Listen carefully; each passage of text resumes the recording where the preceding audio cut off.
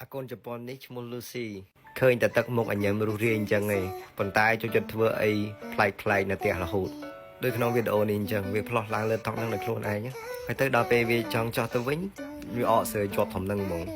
ឥឡូវឡើងលើកន្លែងហួចចុះខំកន្លែងហួចបាទធ្វើមុខម៉ក់អញ្ចឹងឯងនិយាយទៅកូនស្រីនេះសាហាវជាងកូនប្រុសទៀតអញ្ចឹងឯងបាទខ្ញុំនិយាយថាវាដូចកូនប្រុសមែនមាន Shiba Inu មួយនេះនៅក្នុងហាងខ្ញុំអត់អបសក់ហ្មងអ្នកទាំងអស់គ្នាពេលខ្លះឃើញវាច្រឡើមពេកអត់ចង់ជួយវាពេលដែលវាជាប់អញ្ចឹងចង់តែទុកឲ្យវានៅនឹងប្រហែលម៉ោងឲ្យវាដឹងម្ដងប៉ុន្តែអាទឹកមុខម៉ក់អាទឹកមុខគួរអាណិតហ្នឹងយើងក៏អត់បានហ្មងយើងត្រូវតែជួយអូន Lucy នេះរងគេនៅខាងក្រៅពុនខ្លាំងណាស់អ្នកទាំងអស់គ្នាដូចថ្ពាន់នេះអញ្ចឹងខ្ញុំចាប់កញ្ញារាល់ថ្ងៃហើយពណ៌សបល់គេហ្នឹងដូចនំប៉័ងទៀតនិយាយទៅចង់កញ្ញាផងចង់ខំផង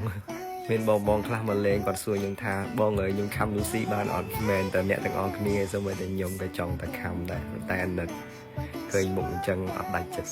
ទឹកមុខ Lucy មួយនេះបានបន្ធូរភាពតានតឹងមនុស្សមួយចំនួនធំដែលមកលេងមួយ Lucy តើមានបងខ្លះទៀតគាត់ចង់ឲ្យខ្ញុំធ្វើវីដេអូឲ្យបានច្រើនគាត់ comment ឬក៏ឆាតមកប្រាប់ថាអូបងជួយធ្វើវីដេអូ Lucy ឲ្យបានច្រើនដោយសារតែគាត់នៅឆ្ងាយខ្លាំងអញ្ចឹងយើងសូមជូនក្តីស្រឡាញ់និងស្នាមញញឹមមក Lucy នេះទៅកាន់បងនៅឆ្ងាយដែលចង់ឃើញវីដេអូ Lucy ហើយអរគុណបងទាំងអស់គ្នាដែលខំអញ្ជើញមកលេង Lucy ទាំងចិត្តទាំងឆ្ងាយមានបងខ្លះគាត់ប្រាប់ថាគាត់មកតាំងពីរតនគិរីមណ្ឌលគិរីកំពង់សោមនិងក្រៅប្រទេសផងដែរនិងអរគុណបងដែលស្រឡាញ់ Lucy របស់ពួកយើង